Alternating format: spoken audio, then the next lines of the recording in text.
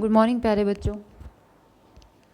आज हम लोग स्टडी करने वाले हैं about application to alpha decay and qualitative discussion about that.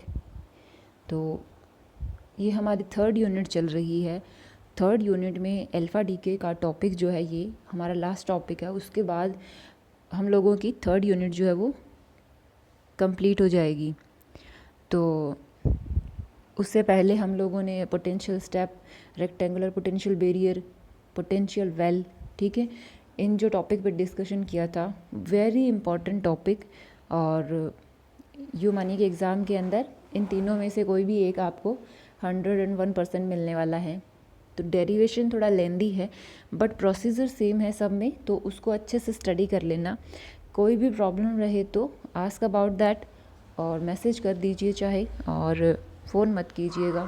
Phone थोड़ा रिसीव करने में प्रॉब्लम रहती है, इसीलिए मैसेज कर दीजिए। जब भी टाइम मिलता है मैं उसका आंसर आपको करने की कोशिश करती हूँ। तो उसको ज़रूर देखिएगा, ज़रूर पढ़िए, क्योंकि एग्ज़ाम के बेसिस पे वो थोड़ा इम्पॉर्टेंट है। वीडियो थोड़ा बोरिंग हो जाता है जब आप डेरिवेशन डिस्कशन करते हो, बट क्या है कि जो है वो तो है, उसको पढ़ना पड़ेगा। थोड़ा इजी बनाने के लिए उसको ये कर सकते हैं कि आप उसको पहले अपनी बुक में से स्टडी कीजिए, फिर उसके बाद उसका जो डेरिवेशन है अपने हाथों से उसको पूरा डिराइव कीजिए, पूरे एक्सप्रेशंस को, और उसके बाद आप साथ में वीडियो को भी सुनिए, समझिए। तो फिर क्या है, जहाँ कहीं भी आप अटकते हो, कोई भी प्रॉब्लम आती है, उसका सॉल्यूशन आपको थ्रू द वीडियो आपको मिल जाता है। तो उसको ज़रूर देखिए और पढ़िए, ठीक है। तो हमारा आज का टॉपिक काफ़ी छोटा सा एक डिस्कशन है अबाउट अल्फ़ा डीके। तो चलिए शुरू करते हैं कि अल्फ़ा डीके क्या है।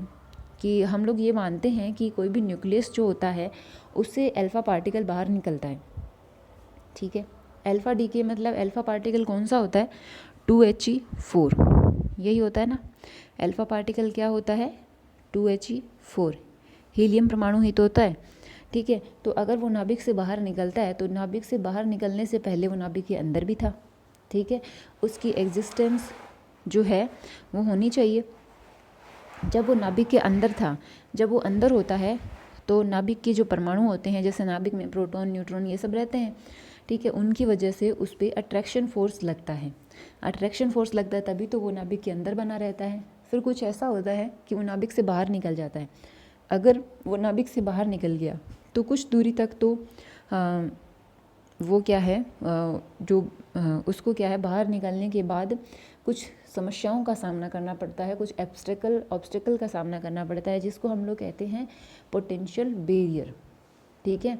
और जब उनको पार कर जाता है तो फिर क्या है, उसको रोकने वाला कोई नहीं है, there is nothing to stop it, okay. तो उसको उसी जो प्रोसीजर है कि किस तरीके से वो न्यूक्लियस से बाहर निकलेगा और उसको किन किन चीज़ों का सामना करना पड़ेगा, वही है अल्फ़ा डीके का प्रोसेस।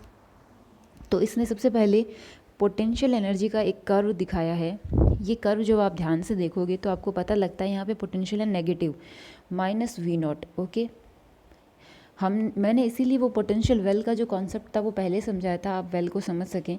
ये वेल जो है, चाहे तो आप इसको पहले स्टडी कर लो, कोई प्रॉब्लम नहीं है।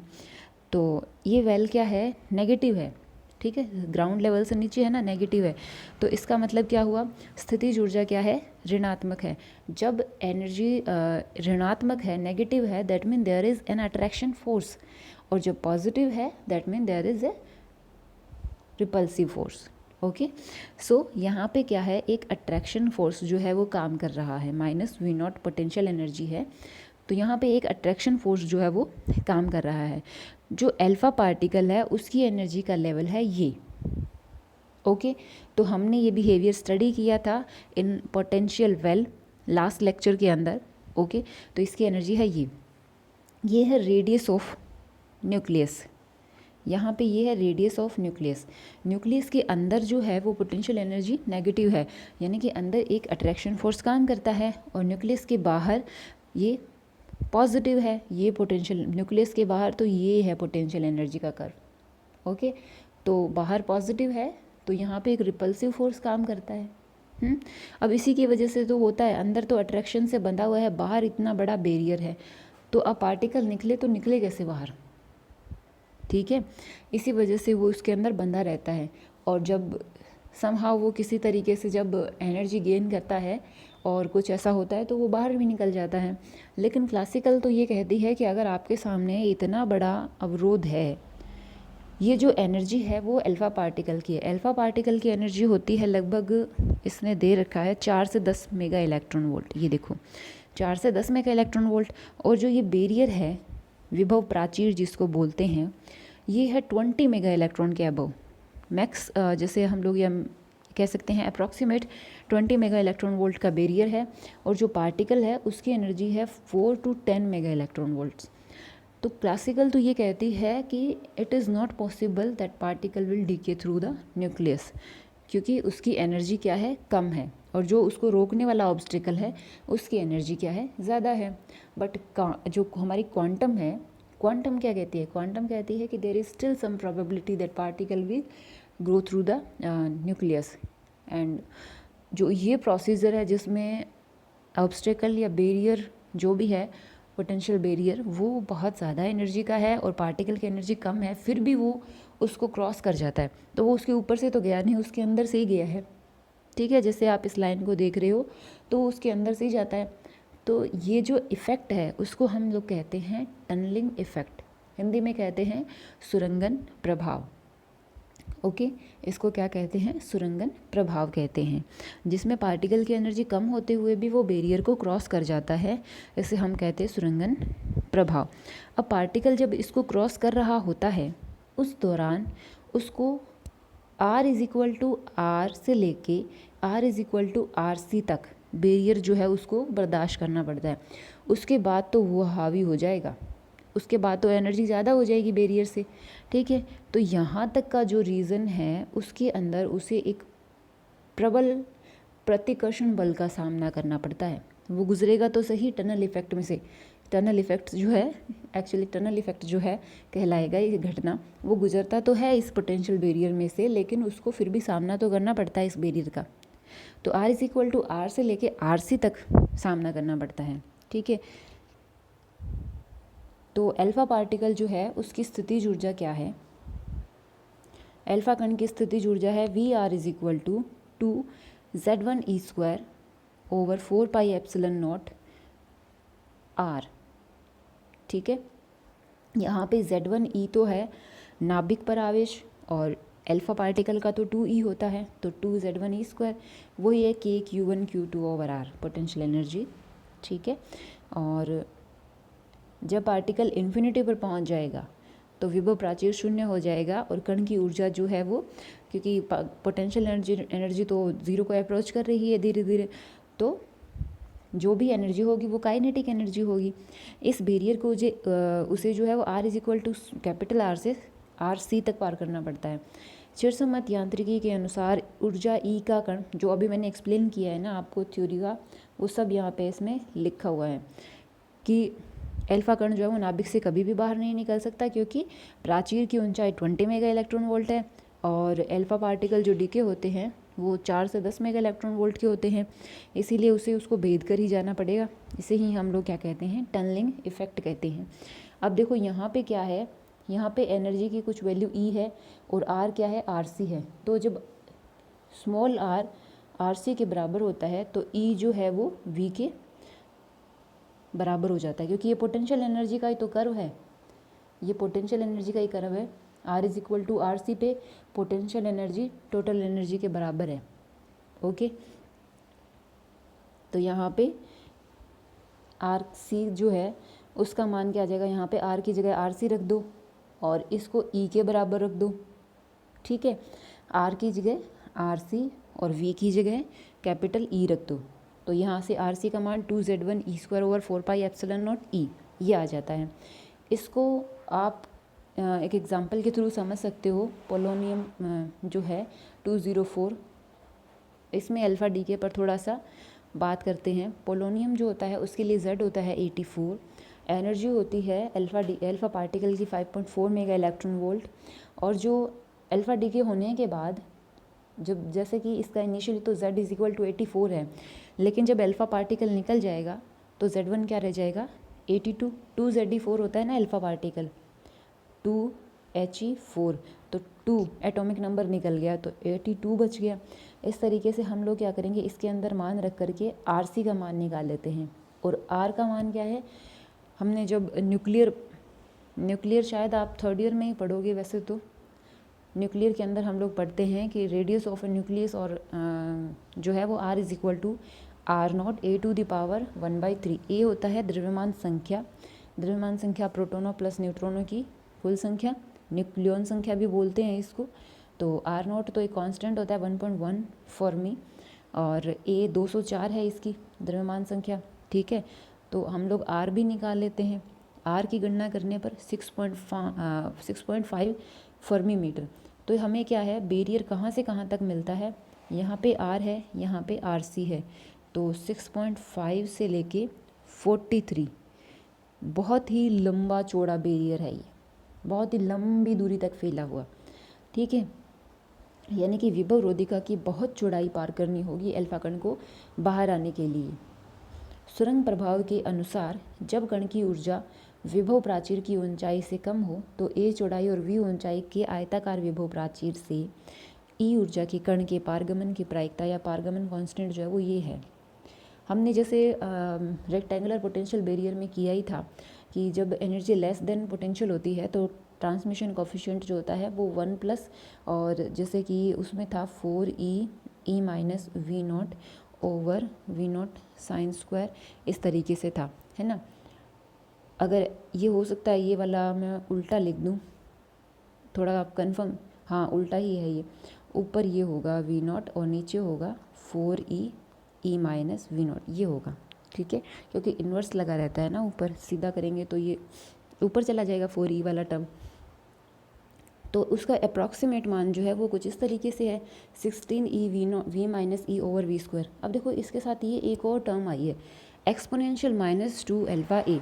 सामान्यतः जैसे हम लोगों ने पोटेंशियल स्टेप किया है या पोटेंशियल रेक्टेंगुलर पोटेंशियल बैरियर किया है, आयताकार विभव प्राचीर, और इसके साथ पोटेंशियल वेल भी किया है, लेकिन कहीं भी क्या है, चाहे तो रिफ्लेक्शन कोफिशिएंट हो चाहे ट्रांसमिशन कोफिशिएंट हो, एक्सपोनेंशियल की टर्म नहीं आई, क्योंकि वहाँ पे क्या है, जो बैरियर है ना वो एक पर्टिकुलर शेप का है, लेकिन यहाँ पे बैरियर जो है वो दूरी के साथ एक्सपोनेंट जो है वो कम हो रहा है, इसीलिए इसमें क्या है, ये एक्सपोनेंशियल की टर्म जो है वो ऐड कर दी गई है।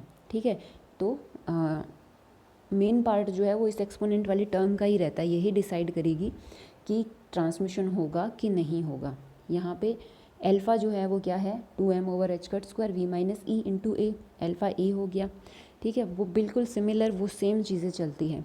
तो ट्रांसमिशन जो है वो किस पर डिपेंड करता है, e⁻² अल्फ़ा ए। तो अल्फ़ा और V-E × dr, तो टोटल जब हम लोग निकालेंगे तो R से RC के बीच में ही करेंगे R का, तो ठीक है, क्योंकि बैरियर तो R से लेके RC तक ही है। विभव प्राचीर की चौड़ाई अधिक होने पर T का मान जो है वो अल्प होता है, यानी कि जितना चौड़ा बैरियर होगा पारगमन की प्रायिकता उतनी ही कम होती जाती है। और यहाँ पे पारगमन की प्रायिकता जो है वो एक्सपोनेंशियल -2 अल्फा ई पर डिपेंड करती है, क्योंकि हमारा बैरियर जो है वो आयताकार ना होकर के सतत रूप से कम हो रहा है, ग्रेजुअली जो है वो कम होता चला जा रहा है। ठीक है, टी के मान का जो निर्धारण है वो एक्सपोनेंटी फलन से होता है, और यह मान जो है विभव वक्र के वास्तविक आकार पर निर्भर करता है। तो हमारा पोटेंशियल कर्व जो है वो तो एक्सपोनेंटली ग्रेजुअली कम ही हो रहा है, उसके जैसा ही है। ठीक है, और अल्फ़ा डीके में जैसे मान लीजिए बैरियर ज़्यादा चौड़ाई का है तो आयुकाल अधिक होगा, उसको ज़्यादा टाइम लगेगा उसको क्रॉस करने में। इसी तरीके से अगर मान लीजिए बैरियर छोटा होता, कम चौड़ाई का होता, तो वो जल्दी पार कर जाता, उसके औसत आयु का परास जो है वो कम हो जाता। ठीक है, ये कुछ दिए गए हैं आयु के परास पोलोनियम 212 के लिए, यूरेनियम 238 के लिए। अब हम लोग ऐसे इसको समझने के लिए ऐसे मान सकते हैं कि लाइक हमारे पास क्या है, जो न्यूक्लियस है उसका जो पृष्ठ है वो क्या है, एक विभव दीवार है, या यूँ कहें कि जैसे कोई बॉल है, खाली बॉल जिसके अंदर मास कुछ नहीं है, जैसे फुटबॉल होती है या बच्चों के खेलने की जो बॉल आती है ना, जिसके अंदर कुछ भी नहीं रहता, हवा भरी रहती है। माना कि वो बॉल जो है उसके अंदर कोई कण है या कोई कुछ भी कॉइन वगैरह है, बॉल का जो आवरण है वो बहुत ही सख्त है। ठीक है, तो उसको बाहर निकालने के लिए बॉल को चीर करके तोड़ करके बाहर निकलना पड़ेगा। इसके लिए अंदर जो कोई भी पार्टिकल है या कोई पत्थर है या कोई कण है वो क्या करेगा, बार बार बॉल की दीवार पे टक्कर करेगा, तो कभी तो टूट ही जाएगी। तो इस वजह से क्या है, जिस टाइम वो टूटेगी ना वो उसका क्या कहलाएगा, आयुकाल। तो अल्फा कण के लिए बाहर निकालने के लिए नाभिक की दीवार से एक टक्कर में अल्फा कण को बाहर निकालने की जो प्रायिकता है वो पारगमन गुणांक टी के बराबर होती है। ठीक है, यानी कि एक टक्कर से अल्फा कण जो है वो नाभिक के बाहर अगर निकलेगा कि नहीं निकलेगा, वो प्रायिकता पारगमन गुणांक के बराबर है। तो नाभिक को बाहर निकालने के लिए अल्फा कण को कितनी टक्कर करनी पड़ेगी, 1/t। ठीक है, तो पोलोनियम जो है उसके लिए अल्फा कण की जो ऊर्जा है, ये वेलोसिटी आर सब दिए गए हैं। तो लगने वाला टाइम जो हम निकाल सकते हैं, समय बराबर क्या होता है, दूरी बटे चाल। दूरी है 6.5 फर्मी मीटर से 43 फर्मी मीटर, और उसके बाद इस रेंज को पार करने के लिए जो पार्टिकल है उसकी एनर्जी है 5.4 मेगा इलेक्ट्रॉन वोल्ट, उसकी वेलोसिटी है 1.6 × 10⁻⁷ मीटर स्क्वायर मीटर प्रति सेकंड। ठीक है, तो इससे टाइम जो निकला वो 8 × 10⁻⁻22 सेकंड होती है। यानी कि जो हमारा अल्फा पार्टिकल है उसको हर सेकंड 10⁻21 टक्करें करनी पड़ेगी, तब जाके अल्फा पार्टिकल जो है उसका डीके होता है। तो अल्फा डीके की जो प्रोबेबिलिटी है उसका मान होता है 10⁻21t। ठीक है, 10⁻21t। टी क्या है, आयुकाल है, तो प्रोबेबिलिटी किसके बराबर होती है, एक टक्कर में निकलने की टी के बराबर होती है ना, हमने ऊपर पढ़ा था ये पारगमन गुणांक टी के बराबर होती है। तो 10⁻21 × t, क्योंकि उसको क्या है हर सेकंड जो है वो इतनी टक्करें करनी पड़ेगी। तो टी आयुकाल में जितनी टक्करें करेगा या जो जितनी बाहर निकलने के लिए टक्करें करेगा, तो टोटल प्रोबेबिलिटी 1 हो जाएगी ना। ठीक है, टी का मान अल्प होने पर भी पी का मान अधिक प्राप्त हो सकता है। चित्र 15 के अनुसार अल्फा कण की ऊर्जा यदि अधिक होगी तब उसके लिए विभव रोधिका की चौड़ाई कम होगी और पारगमन की प्रायिकता बढ़ जाएगी। क्योंकि जैसे ये है ना हमारा बैरियर, अगर मान लीजिए एनर्जी यहाँ है तो इतनी दूरी पार करा, अगर एनर्जी यहाँ है तो कम दूरी पार करेगा और कम।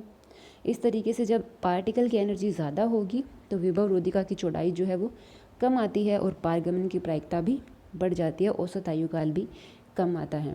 अल्फा डीके को हम लोग टनल इफेक्ट के थ्रू जो है वो समझ सकते हैं, और इसकी सुरंग प्रभाव का उपयोग कर पूर्ण व्याख्या जो है वो सर्वप्रथम जॉर्ज गेमो ने की थी। ओके प्यारे बच्चों, ये था अबाउट अल्फा डीके। इसमें क्या है, थोड़ा सा आपको इस पार्ट के अंदर दिक्कत हो सकती है, तो इसको अच्छे से पढ़ लेना, समझ लेना।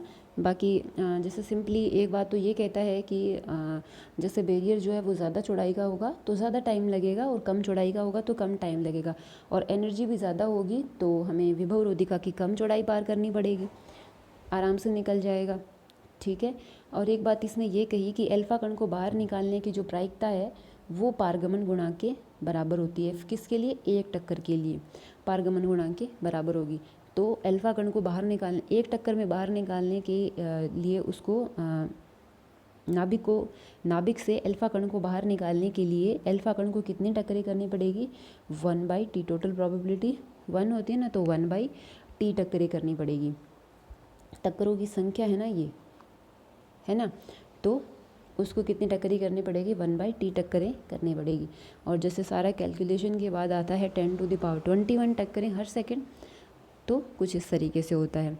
टी का मान डिपेंड करता है कि बैरियर जो है वो कितनी चौड़ाई का है और पार्टिकल की एनर्जी जो है वो क्या है। ठीक है, तो इसको अच्छे से स्टडी कर लेना। अगर नहीं समझ में आए तो हम लोग इसको फिर से डिस्कस कर लेंगे, कोई भी इसका जो पार्ट रह जाता है। ये हमारी 3rd यूनिट का लास्ट टॉपिक था, और इसको अच्छे से स्टडी कर लेना। अब जितने भी अपनी यूनिट 3 हो गई हैं उसका एक असाइनमेंट पेपर तैयार कर लेंगे, और आप उसको नोट्स में उसके सारे आंसर लिख लेना, और वो क्वेश्चन जो है वो एग्ज़ाम के लिए इम्पॉर्टेंट रहते हैं। ओके डियर स्टूडेंट्स, खुश रहो, स्वस्थ रहो, पढ़ते रहो।